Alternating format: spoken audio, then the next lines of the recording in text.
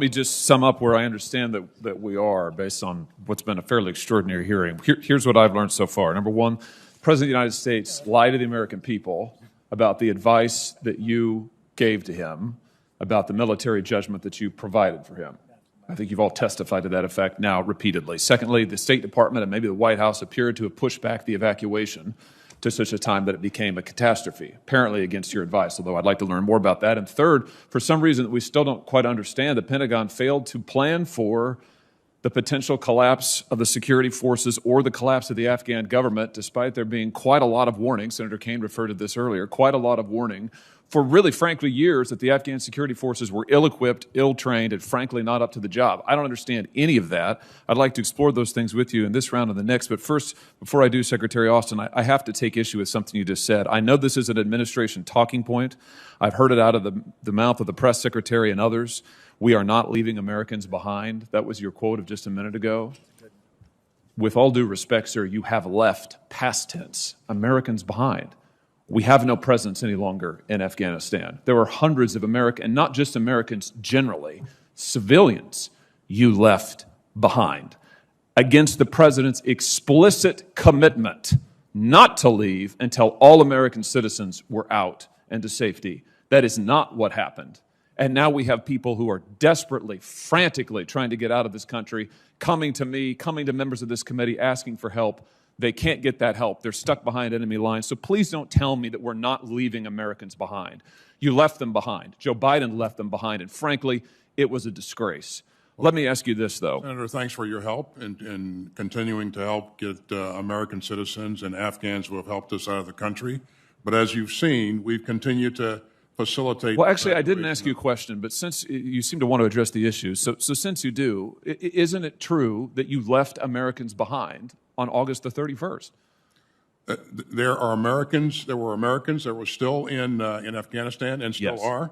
We continue to work to try to get those Americans out. Yeah, that's a yes. Let's not repeat, please, the frankly falsehood that we didn't leave Americans behind. Let me ask you this.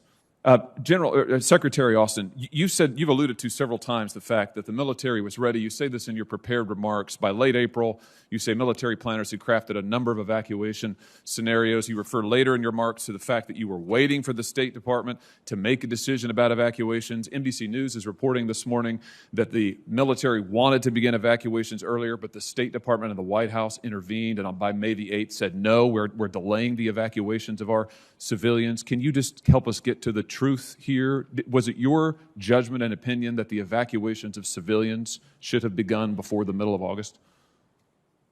We provided our input to the State Department. And again, it is the call of the State Department to I understand that. I understand that, Mr. Secretary. I'm asking for what your judgment was, and I'm asking specifically about your testimony that in April you develop evacuation scenarios, and this is reported by multiple sources this morning in the news. So I just wonder, as of late April, was it your opinion that the evacuations of civilians should have begun earlier than they did? We provided input to try to get out as many Afghans who have helped us along the way as early as possible.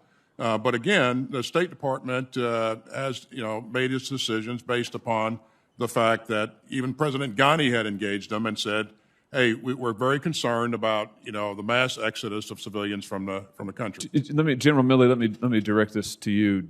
Did you ever advise in the interagency process that the rapid withdrawal timeline that the White House, the Pentagon signed off on, General Miller proposed, effectively getting us to zero by the middle of July, that would negatively impact any effort to get out our civilians? In other words, if we'd drawn down to zero by July, if we then had a civilian evacuation ordered, we'd be in a lot of trouble. Did you ever advise to that effect during the interagency process? Did you warn about that possibility of drawing down so quickly before a civilian evacuation was underway?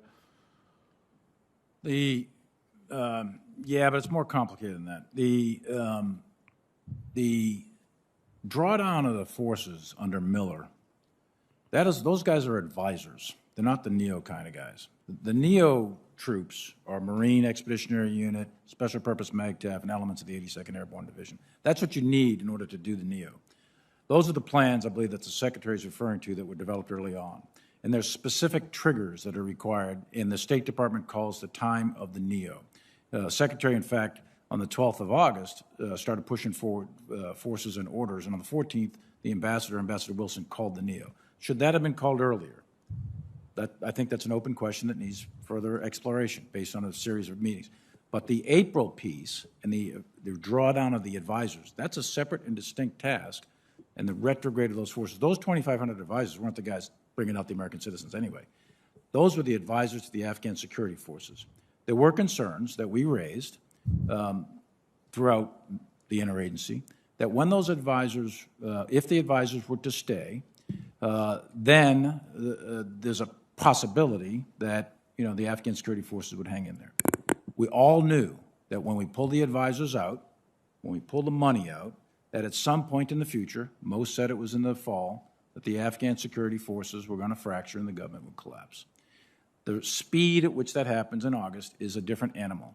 The advisors are already gone by mid-July. There is still a government. There is still an Afghan army. And the assumption was that it would remain, and the mission was to keep the embassy open, secure the embassy, transition that off to contractors, and then all the military would be out, and it would be a diplomatic mission, and there'd be money and over-the-horizon thought. None of that happened because that army and that government collapsed very rapidly. As soon as those indicators came of fracture, Secretary A.ustin and others throughout the government executed and implemented a NEO plan for which there was contingencies that were built. There was a plan for a rapid collapse, and that was the NEO plan that General McKenzie had come up with, and that's what was executed. That's why those 6,000 troops could deploy as rapidly as they did. That's why all those aircraft showed up. That wasn't done without planning. That was done with planning, and that was done from an operational and tactical standpoint. That was a success. Strategically, the war is lost. The enemy's in Kabul, so that you have a strategic failure while you simultaneously have an operational and tactical success by the soldiers on the ground. So I think we're conflating some things that we need to separate in this after-action review process so that we clearly understand what exactly happened. And I'm sorry for taking all that time, but I thought it was necessary. Thank you, Senator Hawley. Senator Kelly. With planning, and that was done from an operational and tactical standpoint. That was a success. Strategically, the war is lost. The enemy's in Kabul, so that you have a strategic failure while you simultaneously have an operational and tactical success by the soldiers on the ground. So I think we're conflating some things that we need to separate in this after-action review process so that we clearly understand what exactly happened. And I'm sorry for taking all that time, but I thought it was necessary. Thank you, Senator Hawley. Senator Kelly.